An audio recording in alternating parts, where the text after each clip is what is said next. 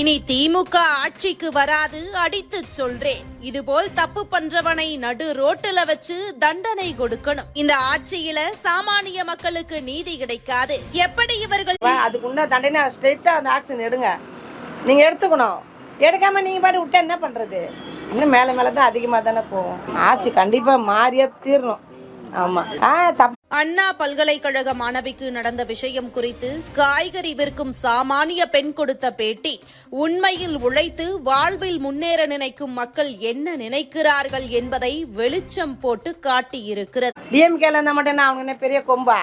இனி திமுக ஆட்சிக்கு வராது அடித்து சொல்றேன். இதுபோல் தப்பு பண்றவனை பொதுமக்களை கூட சாவடிப்பாங்க. கண்டிப்பா சாவடிப்பாங்க. என்கிட்டலாம் கொடுத்தாலும் என்னெல்லாம் நான் உள்ள போன வெளியே வருமானா 10 லிட்டர் பெட்ரோல் வாங்கி கொளுத்தி விட்டு அப்படி கம்முன்னு உக்காந்துப்பேன். செத்துப்போ நீயும் போய் சேர். அப்படி டிஎம்கேல இருந்தா மட்டும் நான் இந்த மாதிரி குழந்தைங்களை போய் சீரடிக்கலாமா? என்ன